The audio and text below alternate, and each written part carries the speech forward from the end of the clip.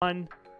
Hello, everybody, and welcome to another brand new episode of Tony's Game Lounge, live here on Twitch as well as wherever you're listening to this in the future.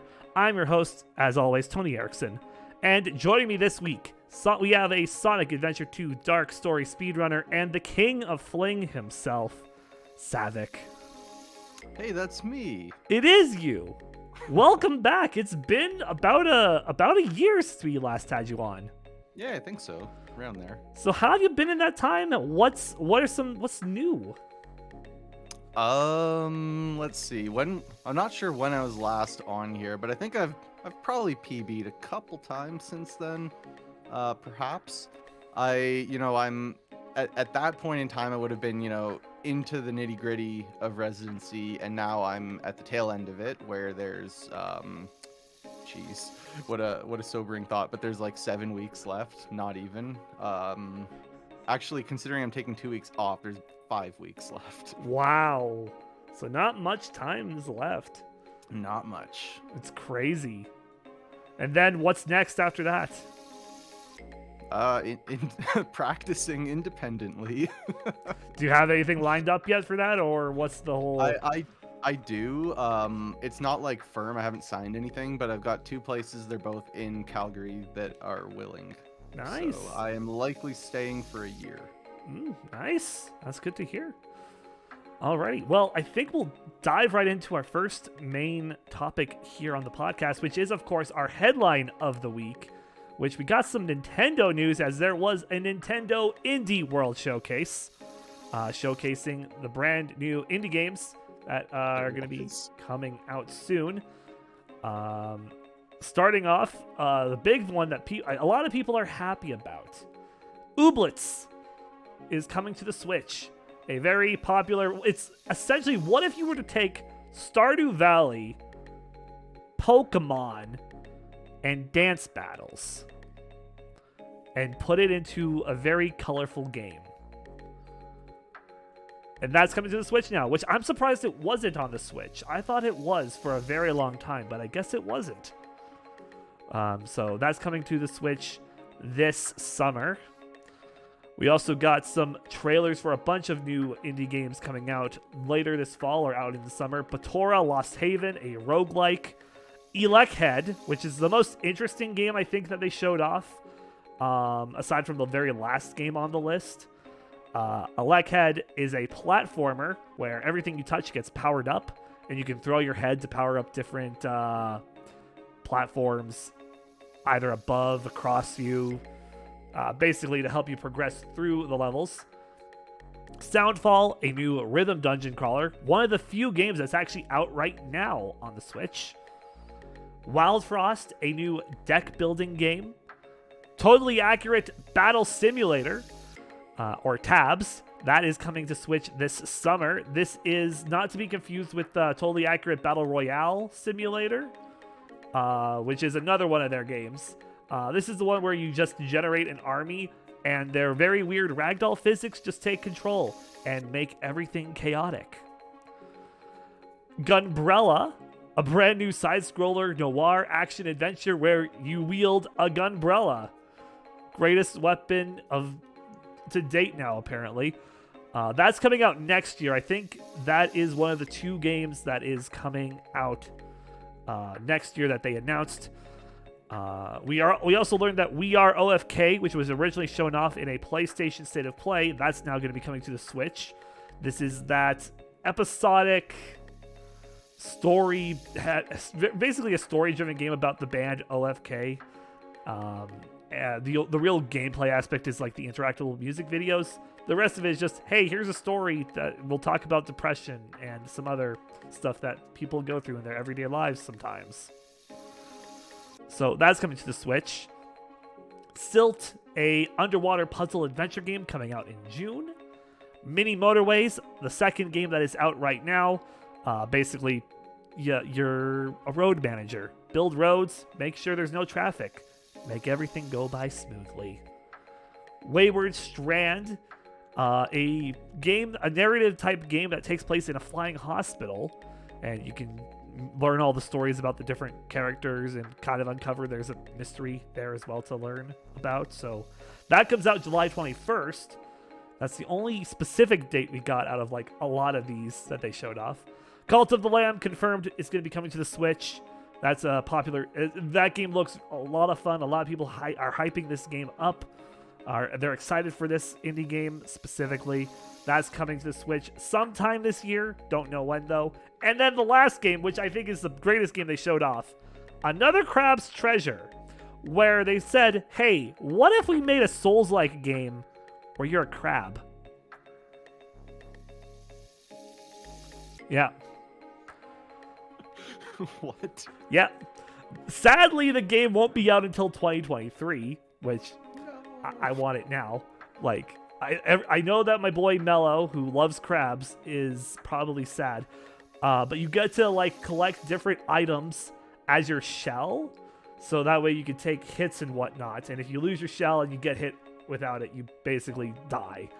So you have giant lobsters, giant fish that you fight, and it's a Souls-like game where I love it. I love the concept.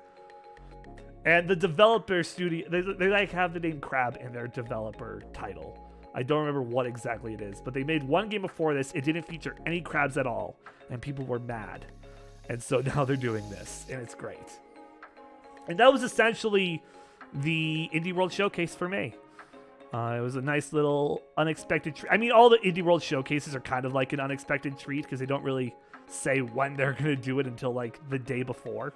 So it was always nice to see that, especially if you're a fan of indie games.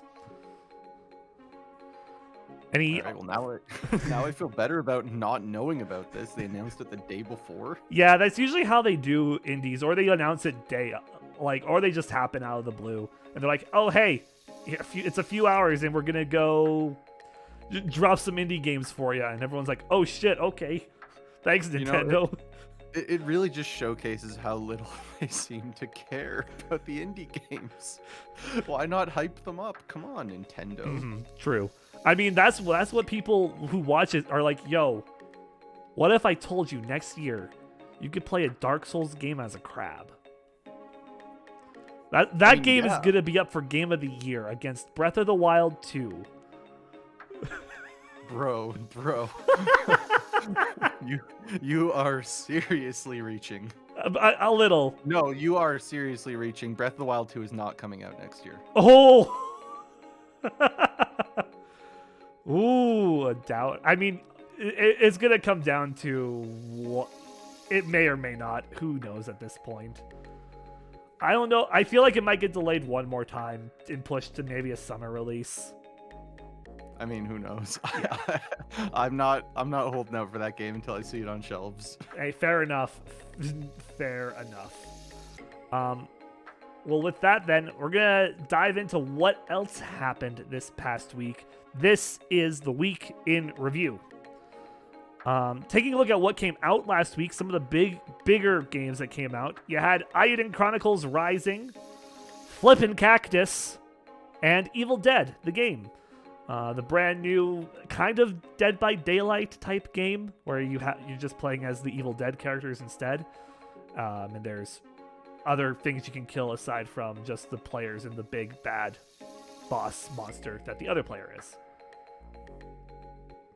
And in the world of gaming news, starting off with a great headline here. Hey, Smite, if you remember Smite, that other... Oh, yeah. That, you know, it's a game. It's been out for a while. Well, they're probably doing the craziest collab we've ever seen. Slipknot is coming to Smite. What? Yeah. The band Slipknot is going to be added as cosmetic characters into Smite later this month. Cool. So, if you like... a lot of people thought it was a joke, and then they're like, oh no, Smite posted it on their official socials. It's real. Okay. And so, yeah, you can now play as all your favorite Slipknot members. If I knew their names, I would say them right now, but I don't listen to Slipknot enough to know their names. Yeah, that beats me. Apex Legends Mobile, that launches May 17th worldwide for iOS and Android. So now you can play everybody's favorite Battle Royale in the palm of your hand. In big sports gaming news, EA is ending its 30-year relationship with FIFA. What?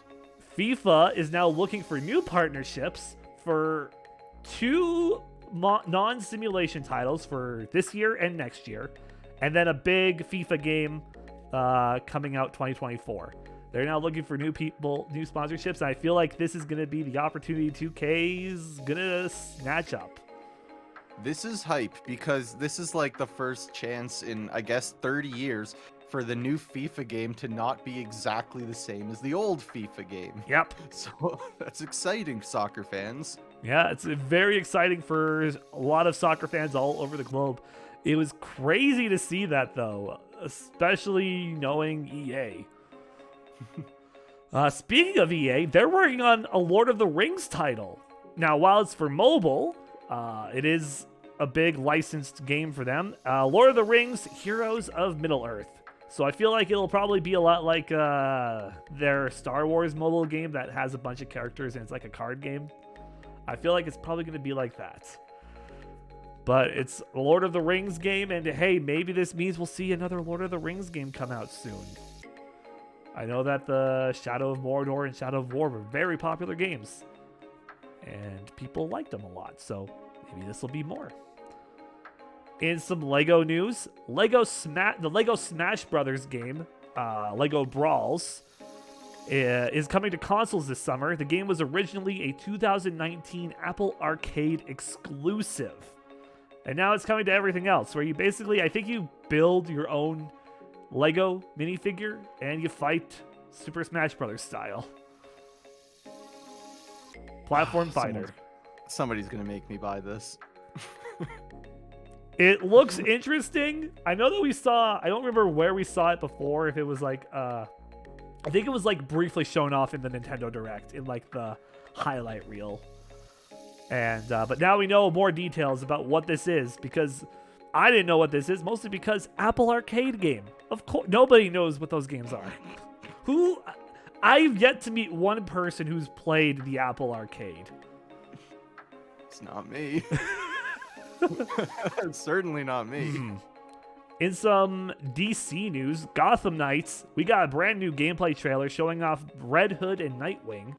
And we learned that they're no longer developing it for the PS4 and Xbox One. It will now be a next-gen exclusive, Series X, PS5, and PC.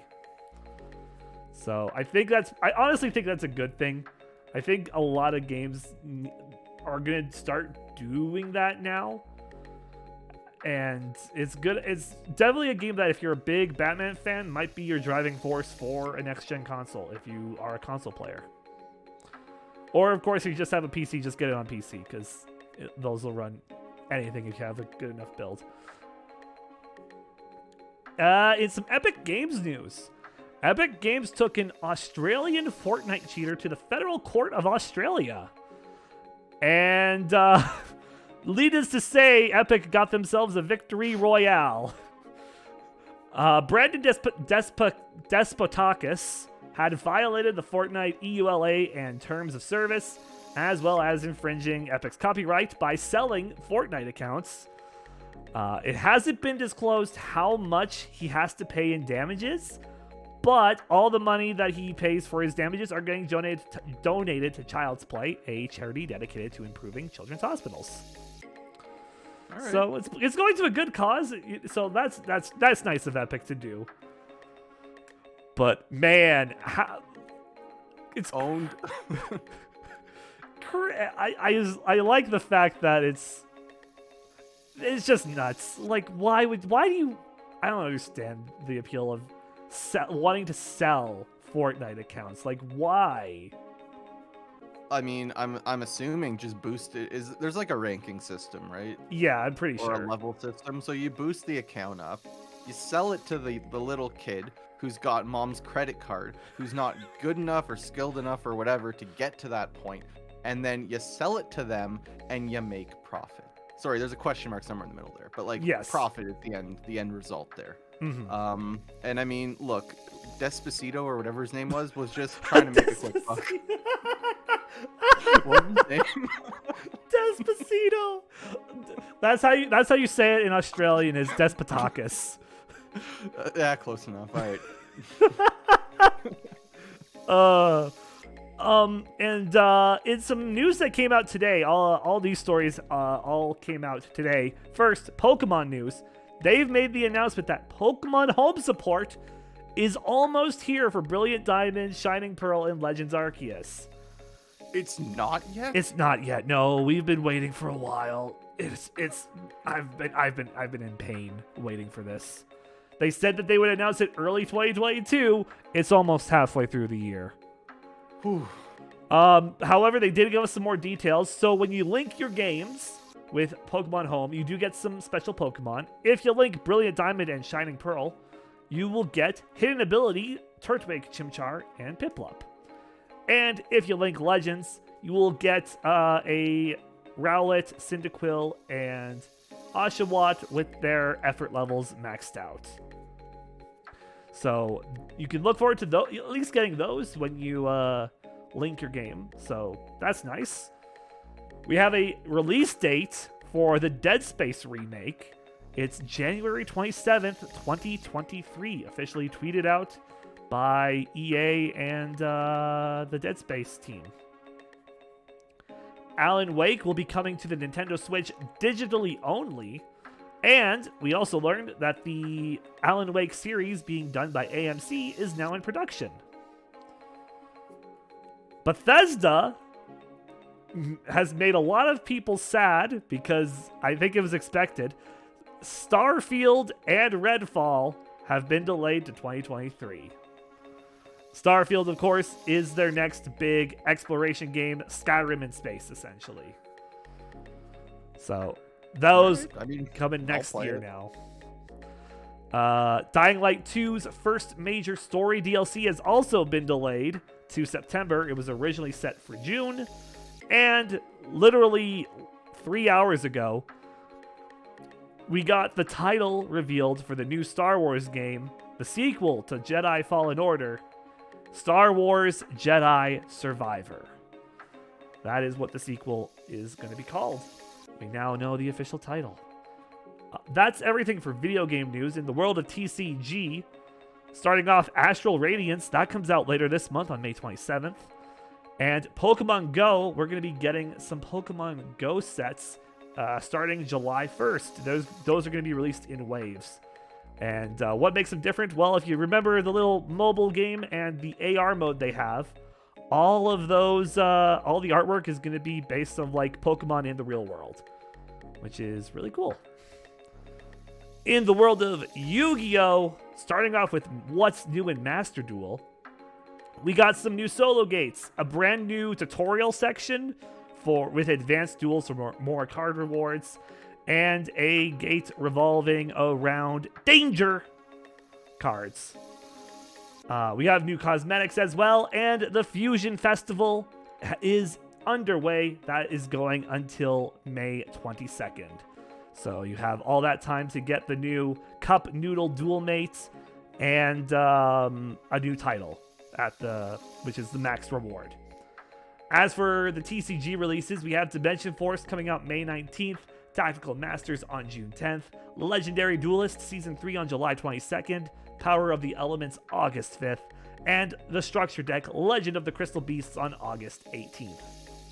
And in Magic the Gathering, a new collection of 8 cards featuring LGBTQ+ characters in Pride Across the Universe. That is available pre-order right now, and half of the purchases, 50% of all purchases, go towards Trevor Project. And there is no board game news this week. Any thoughts on any of those, Savac? Okay, so couple things, I guess. Skyrim in space, that sounds cool. I've never played Skyrim, but everybody speaks pretty highly of it. Like, essentially, like, you know how, like, it's like their big open world game. It's a space one. Right. I mean, you know, even if they're gonna delay this game, I mean, they can always re-release Skyrim for like the fourth time. So Yes, I mean, exactly. I'm holding out for the definitive Ultra Edition. Or whatever, I'm holding out for whatever we're the up to. Smart Toaster edition now. Ooh. All right. I mean, yeah, I'm down for that. Trying to think what else we had there. Star Wars is Survivor now. So I mean, I'm gonna vote Anakin off the island. Sorry, bro. Trying to think what else we had. I mean, those are my big. I don't my know. big I don't know if instant Anakin would thoughts. even go on Survivor with all the sand. Well, ooh, good point. It's gonna remind him of his childhood.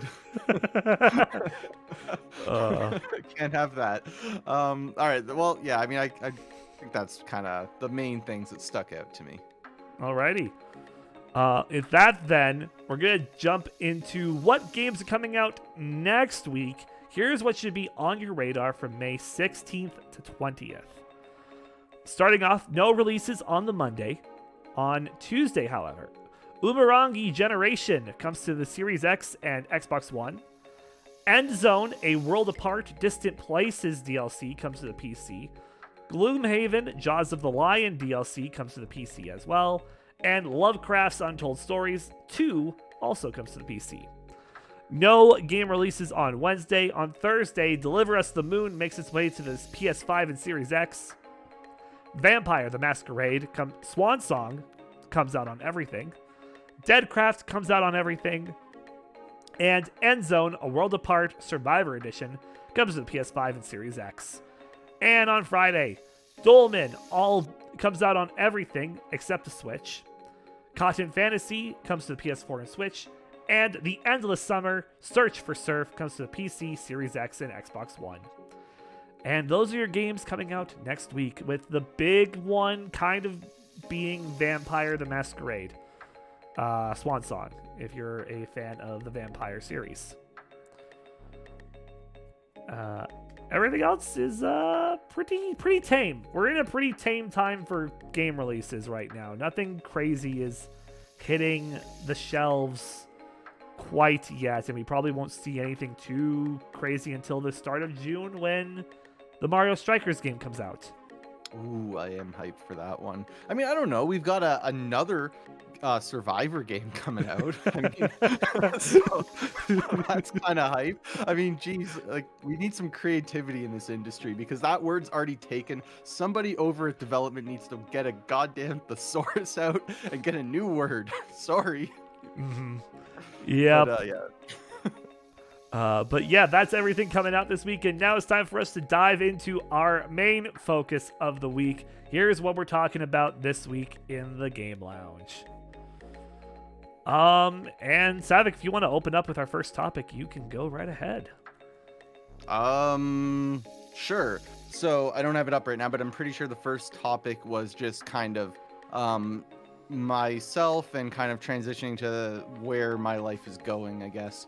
Yeah. Because currently, for those unaware, I'm a resident physician, family medicine specifically. So I've been in Calgary for almost 2 years now doing this, and I'm set, assuming no last minute surprises happen, I should be done at the end of June. So after that, I move on to being a fully licensed, independent, attending physician, and hopefully have more free time. Hopefully. How much more free time are you hoping? Well, I'm hoping for quite a bit more because I've been very upfront and firm with the fact that I will not work 5 days a week when I'm done. It's not happening. I don't even want to work 4. Ooh. I want 3.5 or 3 because I've got myself into a routine. I'm doing well financially with what I'm making right now. I can work 3 days, which is way less than I work now, make more than I get now, and I mean, then I have time to actually use whatever I'm making. So I mean, I can play video games, I can stream, I will just be overall happier, less likely to burn out. And you know, I get to stream and people get to watch me. So literally everybody wins except for like the few people who don't watch my stream. But everybody else benefits, so it's good. And that's what I'm hyped for. Nice. What kind of big content changes are you hoping to make when the transition does happen?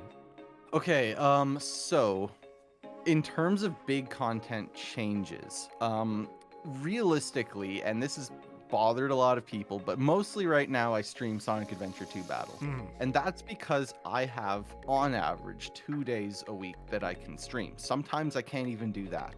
Sometimes I can do a little bit more.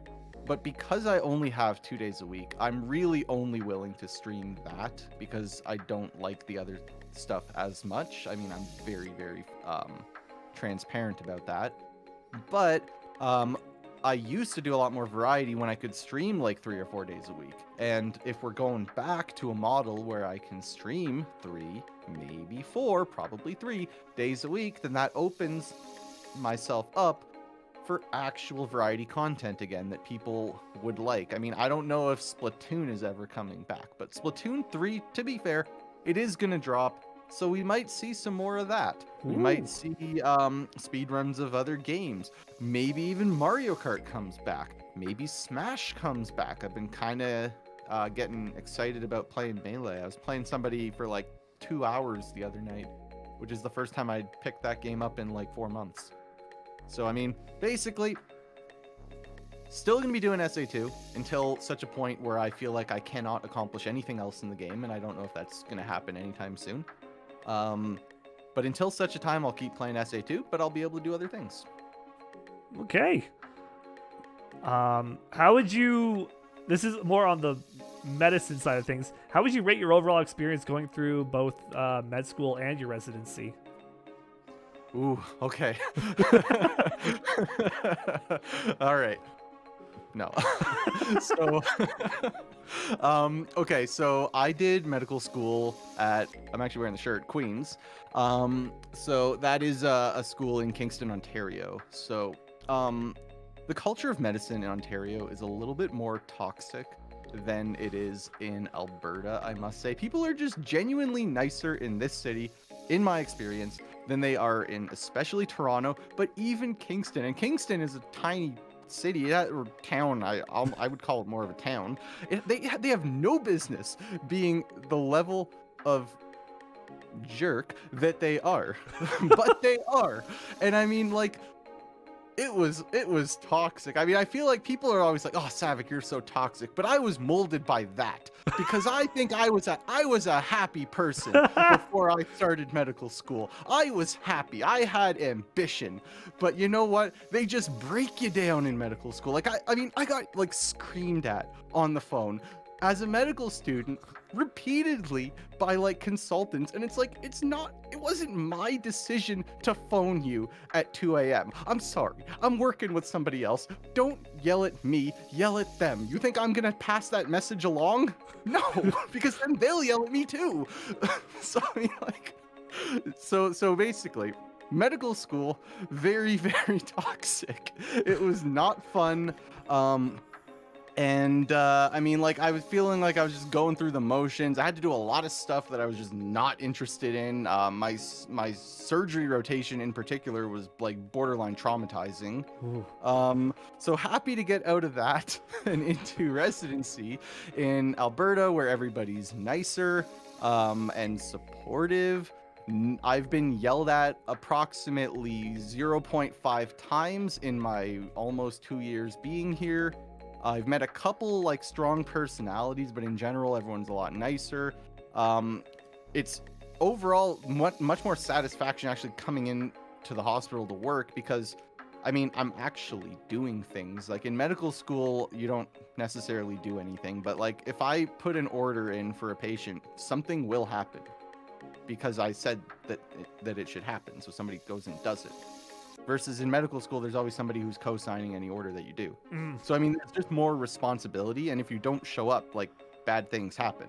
So, I mean, there's a much more onus, but it's much more satisfaction because you're much more directly actually causing positive outcomes for people. So, basically, residency, much better.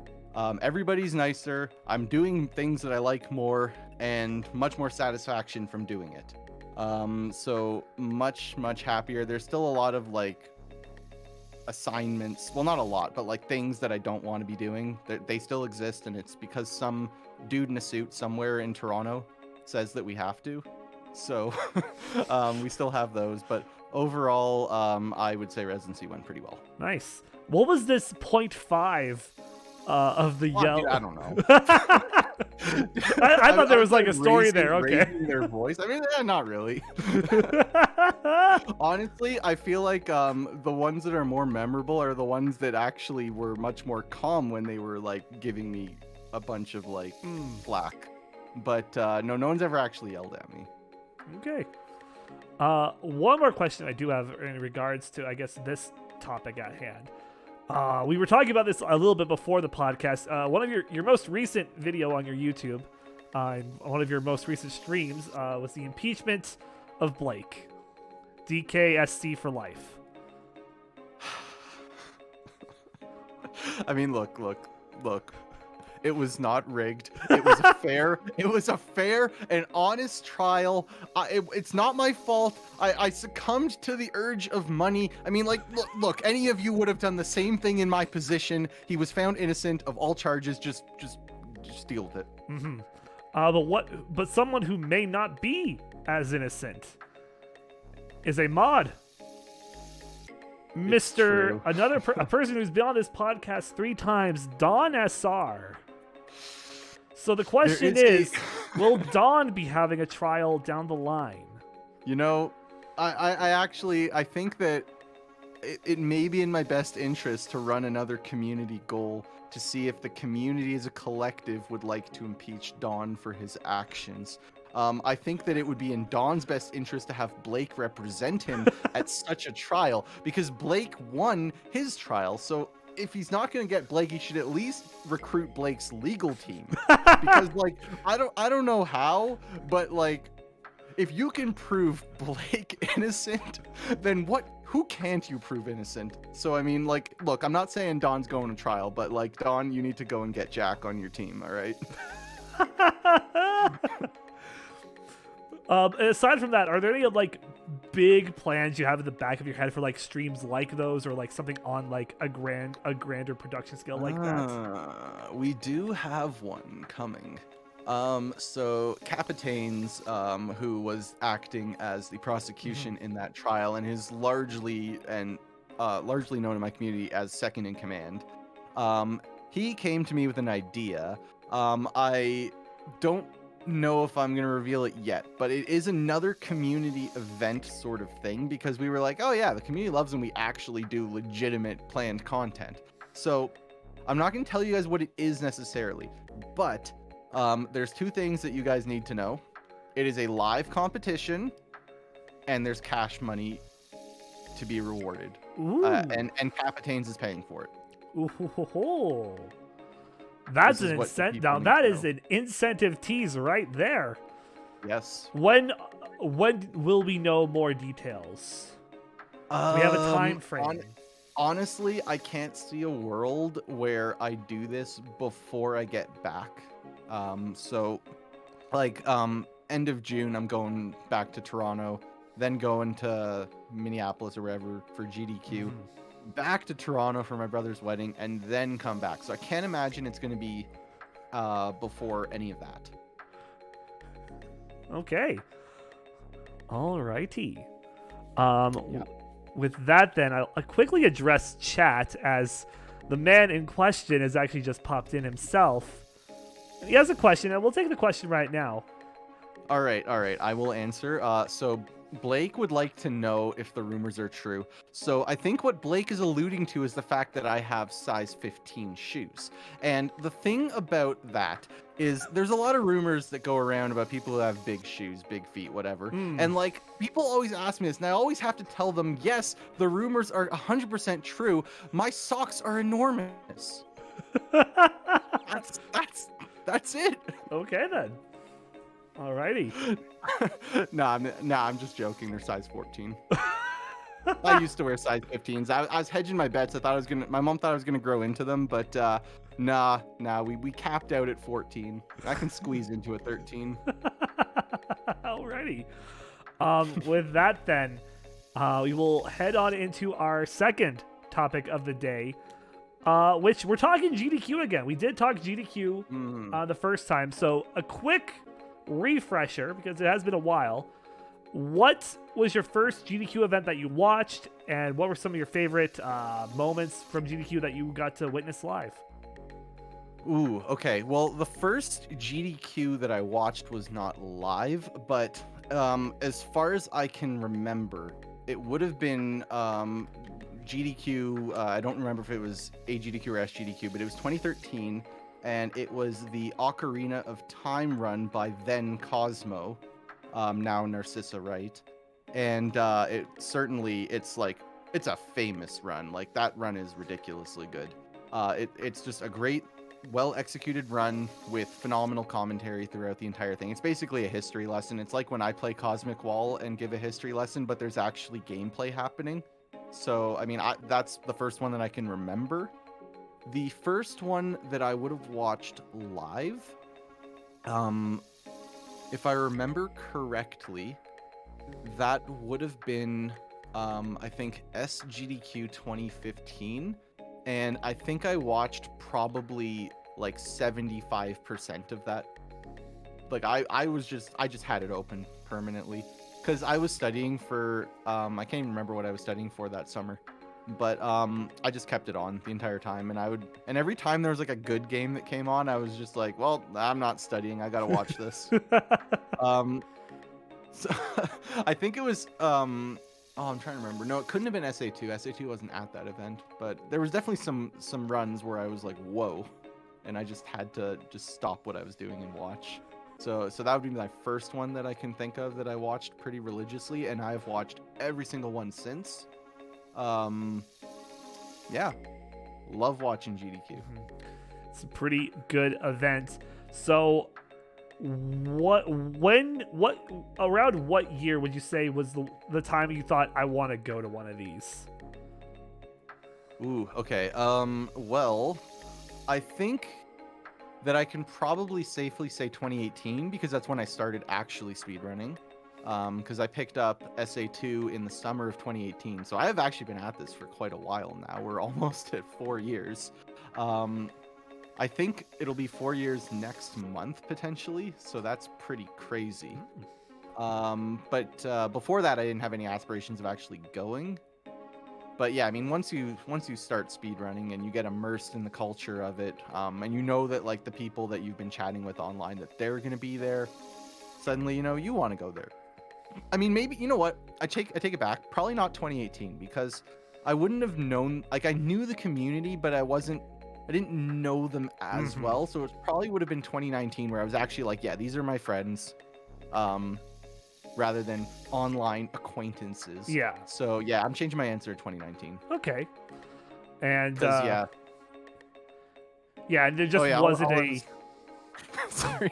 No, go all for I was it. gonna add was I lived in the same city as like when I was in Toronto as some runners, and I literally just never met them. Because I was just like, yeah, whatever. Which is kind of like our scenario right now. True. That's what I do. So I have the means, but just don't. Yes. So the big reason you would say for not attending previous GDQ events was just the lack of a desire? Oh God, no. All right, so I would say the last couple GDQs I didn't go because they were online. Oh yeah, okay. Well, obviously, I don't think we're really counting those because obviously you can't really attend those. All right. But like before that, I mean, when I'm like, oh shoot, okay, now I'm in residency, I can afford to go, I can book the time off to do it, and then they just go online. And I was like, come on, because like in med school, like it already would have been bad enough to try to request that time off. I find it is so much easier for me to get time off in residency compared to med school, going back to the fact that it is nicer to do residency than be a med student. But I also probably just didn't have the money. I mean, I'm sure I could have, but I mean, it's a lot easier now. So, I mean, it was really just med school was creating a barrier because they were just like I guarantee they would not have been okay with it. and unless I was running at the event, maybe then I could have swung that, but also just financially. And then obviously once I could, it's like, oh hey, now they're online, you can't go, and I'm like, oh gee, thanks.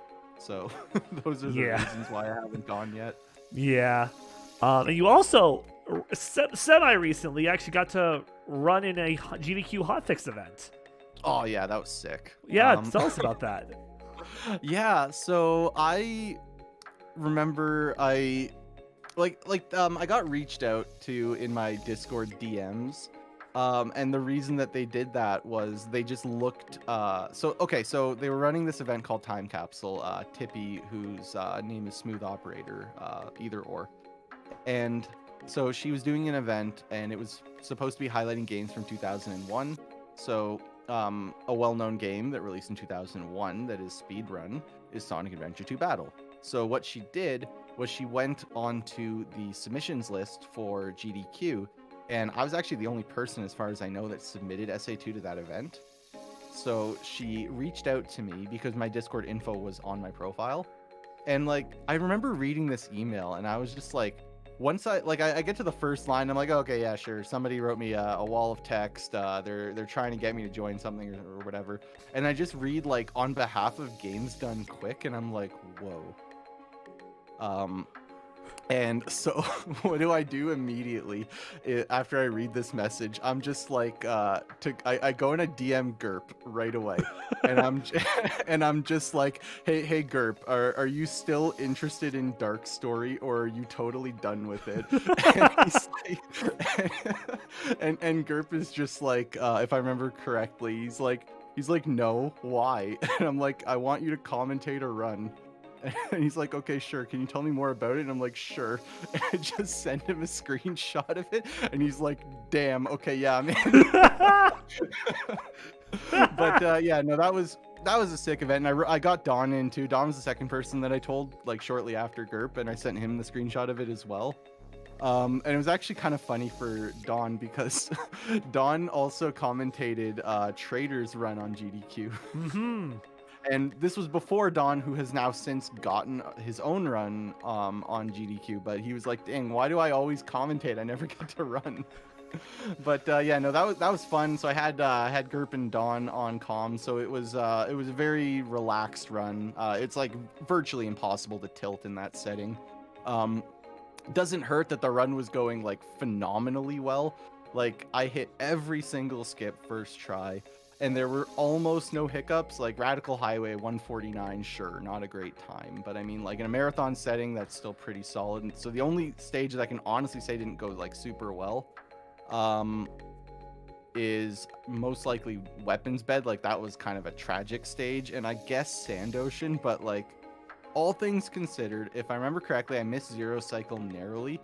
But I almost lost 40 seconds on that stage, plus the inability to sandwalk because Eggman was like 1 pixel low enough to grab the upgrade. If he was any higher, that was the end of it, and the enemy was dead because the enemy blew itself up. So, but yeah, other than that, I mean, the run went spectacularly. You know, Fling King hit Fling first try. You know, what else is new? Grass is green. But hit Sandwalking first try.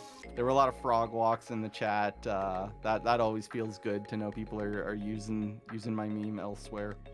So yeah, I mean that was a fun run for sure. I would love to do another one on a marathon. I just need to find one that's convenient for me, and I will probably submit again. Nice.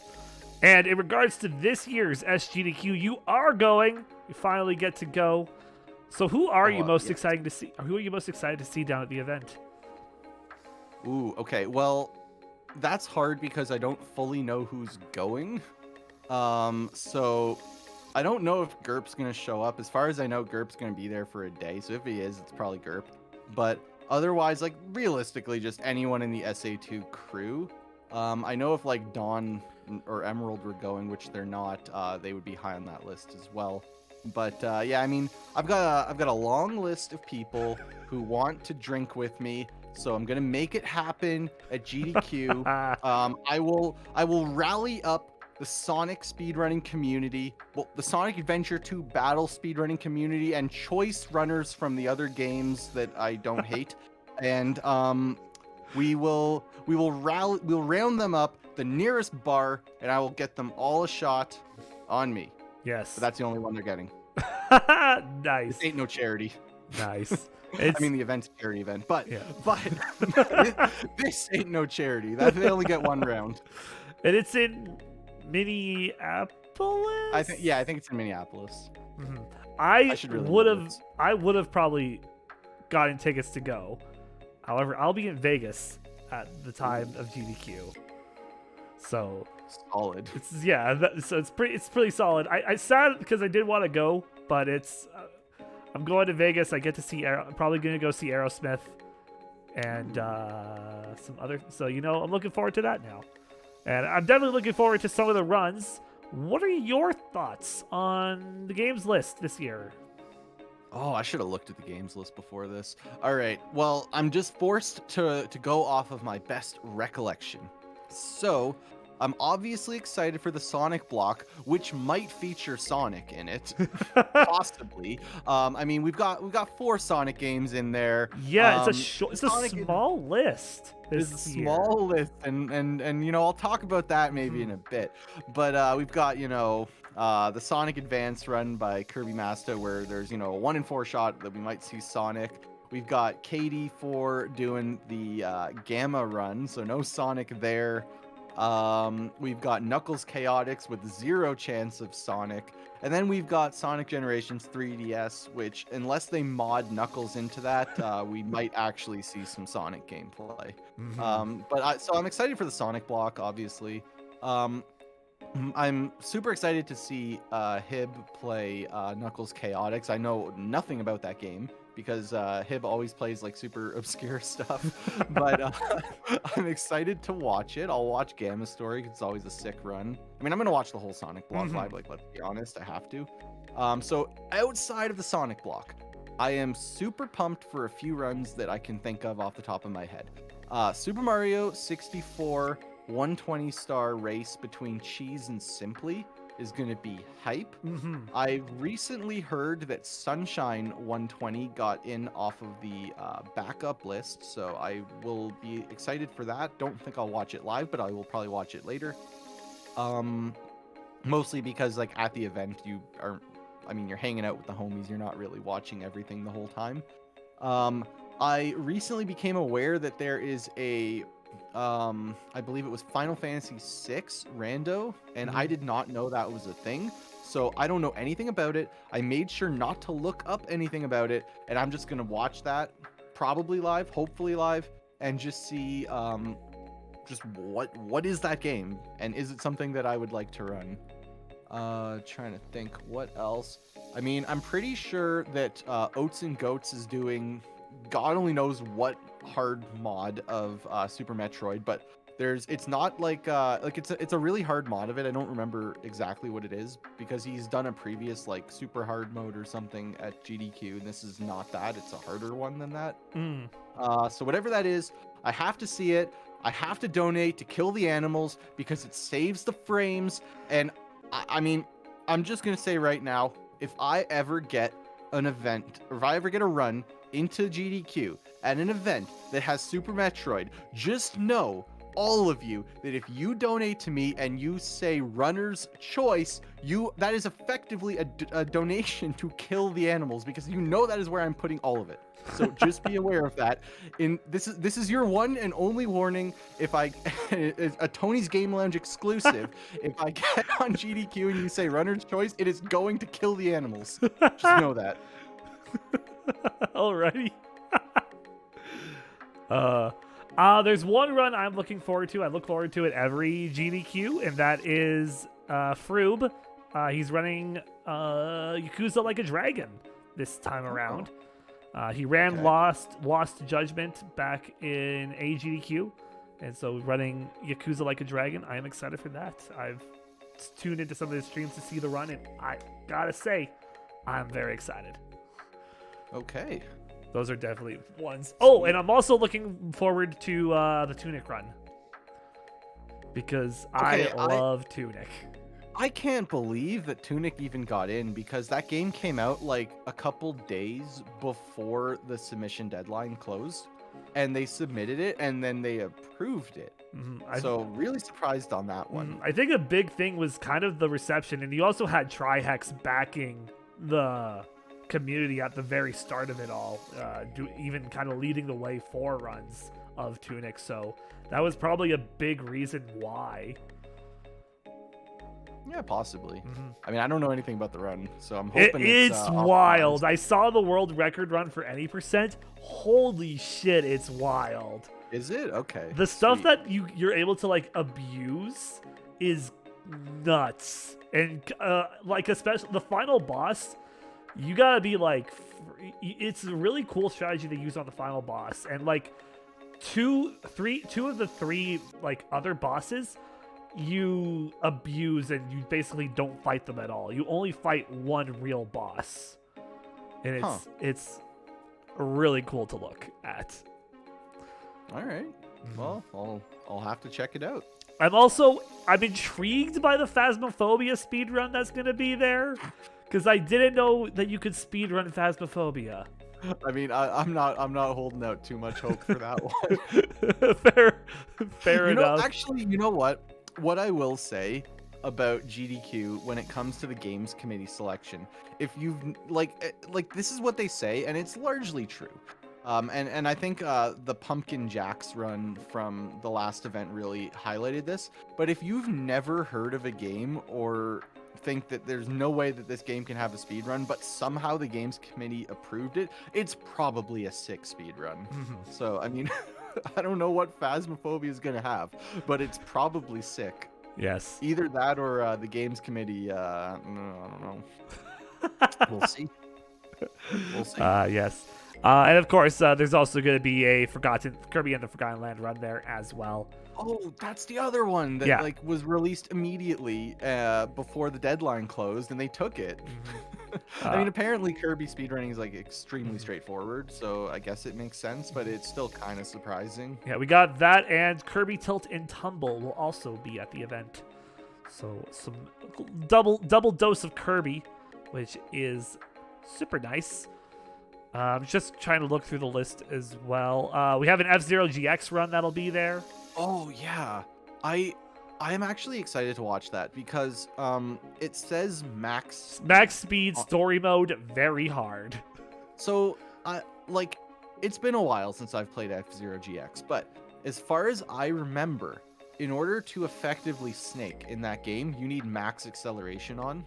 So the fact that they're on max speed, I think alludes to the fact that they're actually going to be driving conventionally rather than snaking the entire game. So if so, that's pretty hype. There's my cat cameo appearance. And she's still there. She's walking out. She is gone. She is out of there. Anyway, yeah. Yeah. Way to interrupt the podcast, Tia. Yeah, looking at the list one more time. Elden Ring, I saw. Banjo-Tooie, Advanced Wars, which it'll be the little thing that people cling on to while we await the inevitably delayed until the war with Russia's over for Reboot Camp. Oh yes. Because the reason that game got delayed is the first cutscene of the game is essentially Russia invading, which is yeah, bad timing, to say the least. Very bad timing.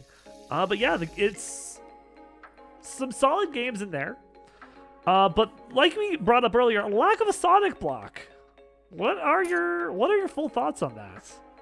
Oh gosh. Okay. So let's see. Where do I begin? So the Sonic block has been shrinking every event, I feel like. So we are now down to 4 games. Last event, I think there were 5, and I can't remember if that included Snulf, which is like a golf mod of classic Sonic, which is on the backup list, by the way. Another Snulf game because we haven't Snulfed enough at GDQ yet. So that aside, thankfully there's no modded versions of Sonic games this time. So we've got 4 games, which I've already gone over.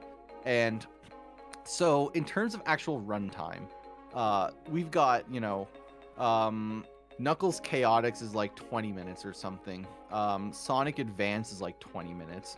Gamma Story is like 14 minutes, and that's a conservative estimate. It is not going to take Katie 14 minutes. It's going to be like 11 or 12 probably. And then you have Generations, which is like another hour or so. Yeah. So we've got like probably maybe 2 hours of Sonic if we're lucky. And in terms of 3D Sonic, we have 14 minutes of it, and it's not even Sonic. It's a robot with a bird inside of it. Spoilers.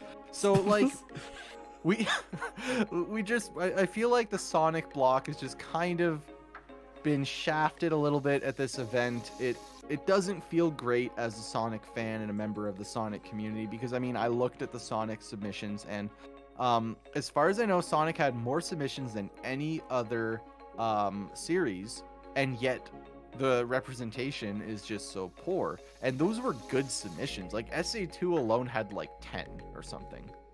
It was ridiculous how many SA2 had. But there was just a lot of really good 3D Sonic submissions that just got overlooked. So I'm hoping at AGDQ we can get Frontiers in or something, because they seem to like new games. So I'm hoping Frontiers is a good speed run so that we can get that one in. Yeah. I'd love to see SA2 again. I do acknowledge that it's a little bit too soon, because SGDQ 2021 was the last time SA2 appeared. But Sadix, back-to-back events, they had Sonic Story at AGDQ this year, and now we're going to have Gamma Story same year. So, I mean, I will continue submitting this game as long as I can play it at a top level. I've been saying this for like a year and a half now. So I will keep doing that as long as I play it as well as I play it, or better. Another thing on the Sonic block. Yeah. Another thing that this GDQ is doing is a mix of both remote runs and in-person runs. What are your thoughts on that? Okay, I actually really like this one for a couple reasons. One, their GDQ is in North America, and it will be in North America to stay. It's not going anywhere. And you've got a lot of European runners, and it's hard for a European runner to come to America, especially in the middle of a pandemic. But like even in general, that is prohibitively expensive for a lot of people.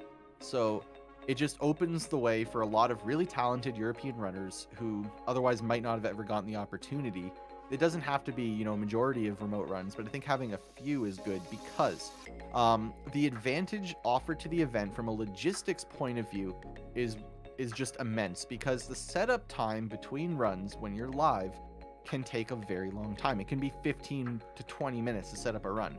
But if you have a remote run that is ready to go right away after the run that you just did, and then you set up for the next one during their run, the event just goes smoothly.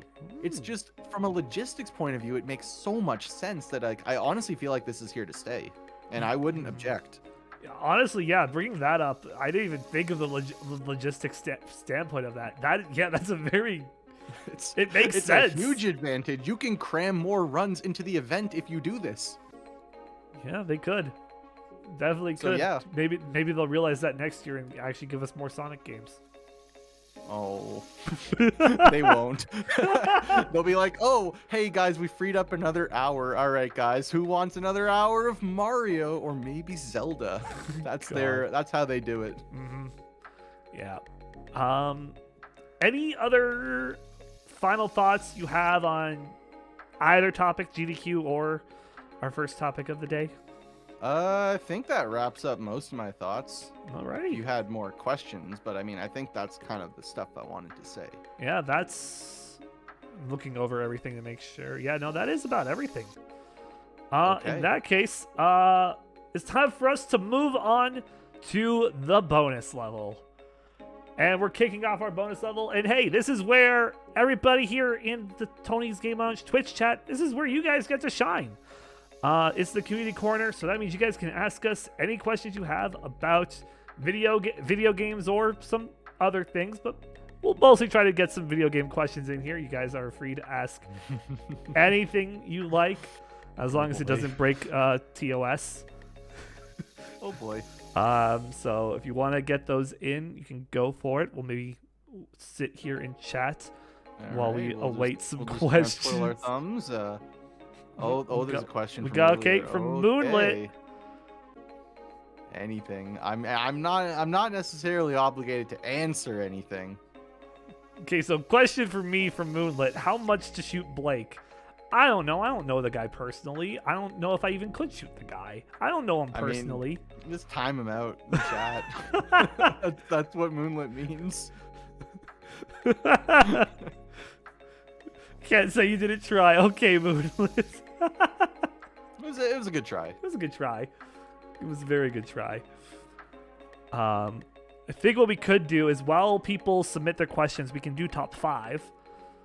Okay, yeah, sure. So while you guys get your questions ready, we're gonna do top 5, and it's for Savac. Top 5 Sonic Block GDQ moments. Okay, all right. So I was writing these down, and I could not narrow it down to 5. So I have 2 honorable mentions that didn't make it into the real top 5. So honorable mention number 1 is SGDQ 2016 Sonic Adventure 2 Battle by Talon, which is my first time ever seeing the Sonic Adventure 2 Battles speedrun. I as soon as I saw it on the list, I'm like, oh my god, I love this game. I have to watch what they do. And I remember I was watching like City Escape and just seeing how he like sticks to the rails with the spin dashes and goes like super fast, and I'm like, oh my gosh, I have to try that. And I just like kept flying into the air. I couldn't stay on the ground. I mean, which honestly is still the case when I play City Escape. But I mean, I was like, all right, what else can I implement? I remember I was playing Prison Lane, and I'm like, oh, I can jump over the little gate on the elevator. Look at me, I'm a speedrunner now. I've got the strats. that strat saves like 1 second maybe. I've got this down now. So yeah, that's honorable mention number 1.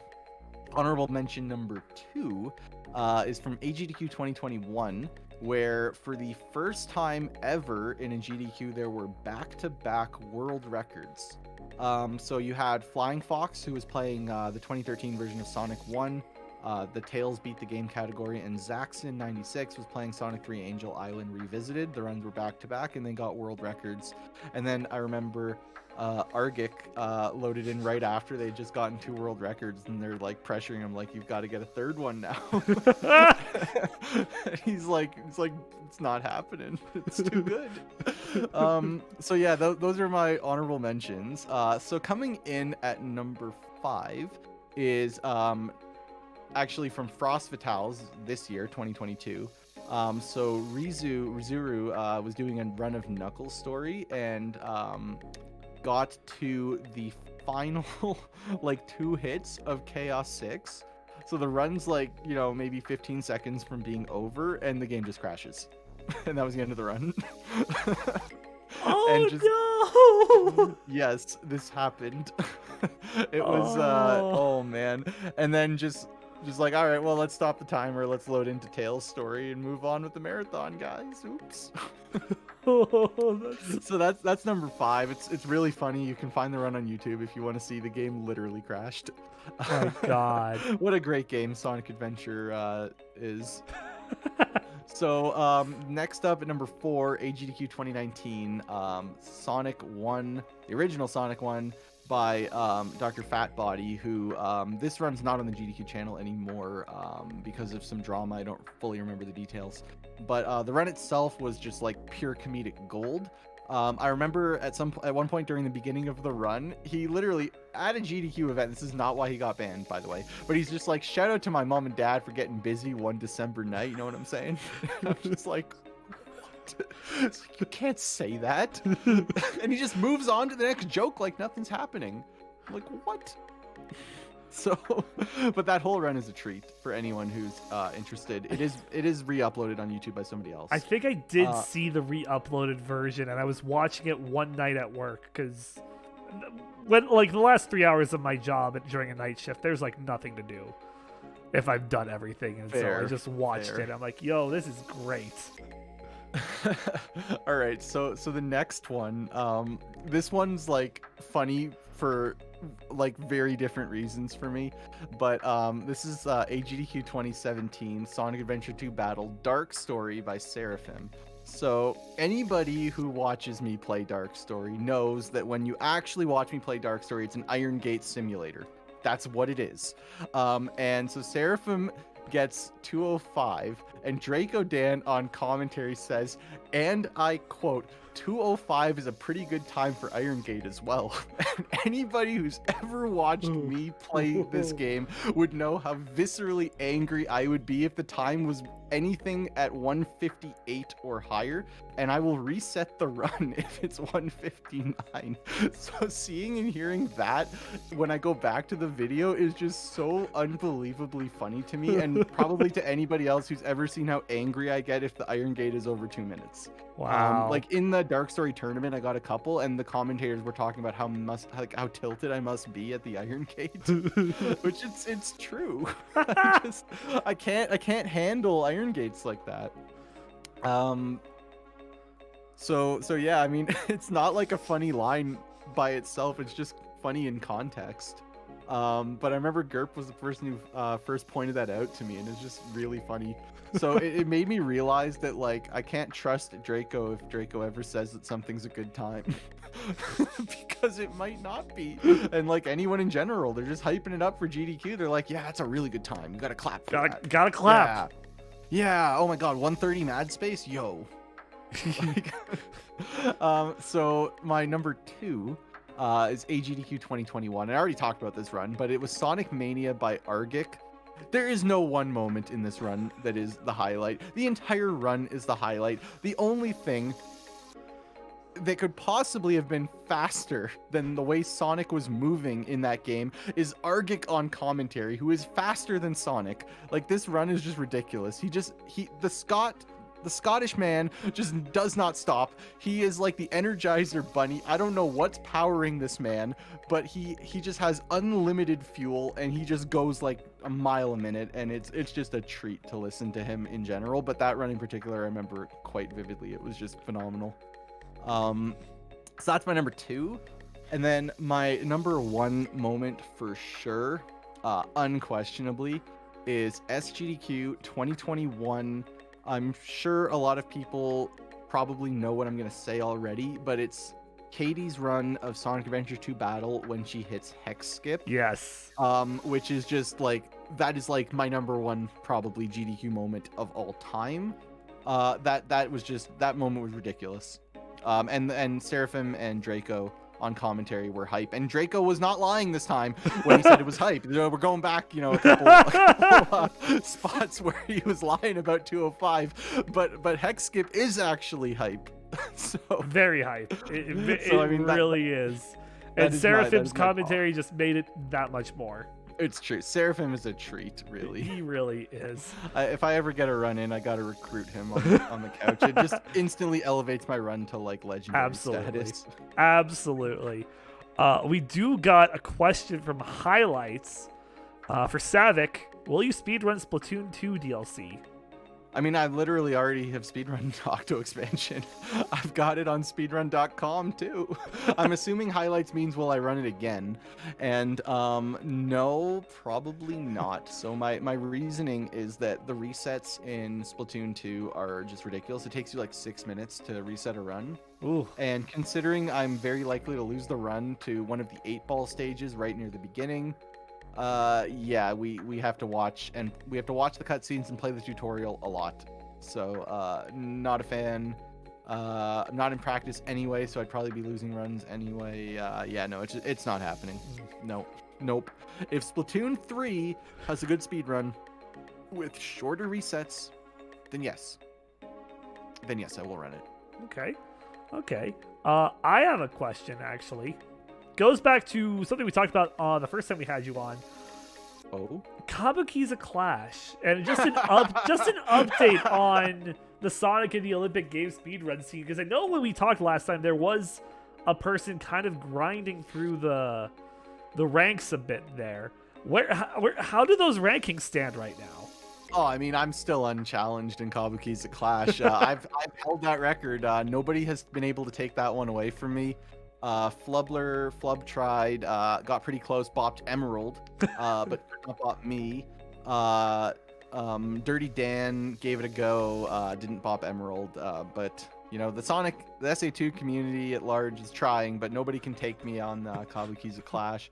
my Shibuya Scramble search record has been uncontested since I got it, and good luck to anybody who thinks that they can beat that, other than like ridiculous grinding, because the RNG seen in that run has got to be like the best RNG ever seen in any run.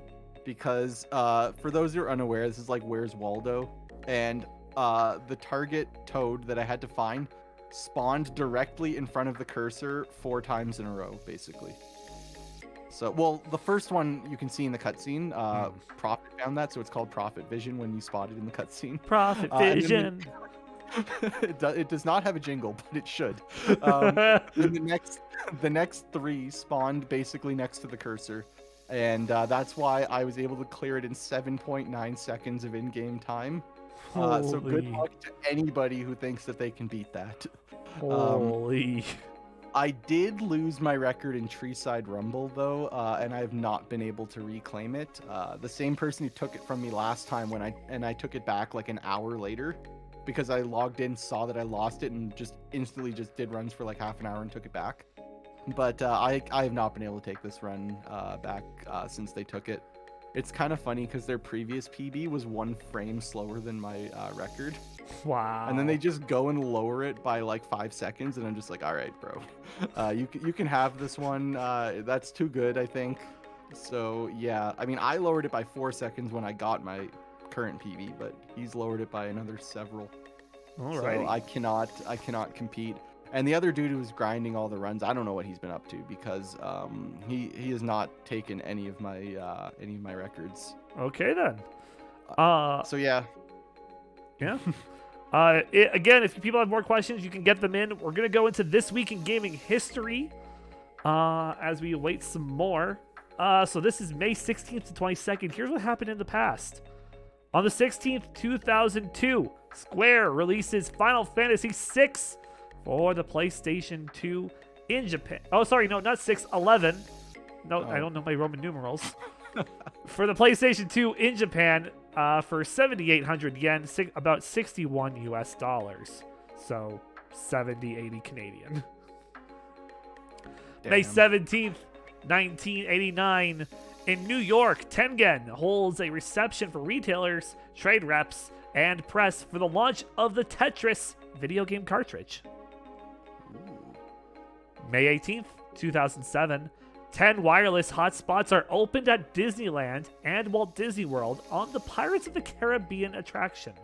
Users with a Nintendo DS and the game Pirates of the Caribbean at World's End can download extra content at these hotspots, not available anywhere else. That is a niche market. Such a niche market. Thursday, May 19th, 2008, Nintendo launches the Wii Fit exercise game for the Nintendo Wii in North America, initially only in New York City. The price was $90, including the game and the balance board. On May 20th... Wait. Smolamar had the DS on the Pirates of the Caribbean, right? Yo, let's go! You legend. Let's go, Sorry to Smolamar. interrupt, but that was huge. We found one in the wild. We Someone found was willing one. to do that. Friday, May 20th, 2000. Konami releases Metal Gear Solid for the Game Boy Color in North America. Saturday, May 21st, 1984. Atari officially discontinues the Atari 5200 video game system. And Sunday, May 22nd, 1999. The television show Mortal Kombat Conquest airs its last episode in the US. 22 episodes aired during the season. And that's the week in review. The achievement of the week is in Evil Dead the game, Make Like a Tree, which is to possess a tree and hit 2 survivors at once. Okay. And the game of the week is Vampire the Masquerade Swan Song. And I don't think we have any more questions. So Savac, thank you for coming on out once again. No problem. Thank you for having me. Where can we find you on the internet?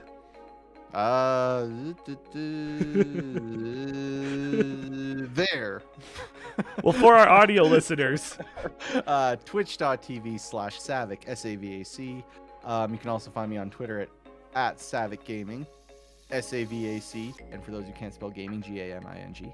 On YouTube, if you do like Savac Gaming, you'll find my channel on YouTube as well, or the name is just Savac on the channel. Either or, you should have no problem finding me. If you can't find me for some reason on YouTube through either of those methods, just search Chow speedrunning, because like I have like all of the most watched videos. I have that search algorithm down pat. YouTube recommends me and nothing else. So if you want to see Chow speedrunning, just you'll find me. alrighty. Guaranteed. Alrighty. Unfortunately. And of course, you can find me over at Radio Tony on Twitter and Tony's Game Lounge everywhere else, Instagram, TikTok, and twitch.tv/Tony's Game Lounge, and Tony's Game Lounge on YouTube as well, where you can watch the recorded live episodes of the podcast.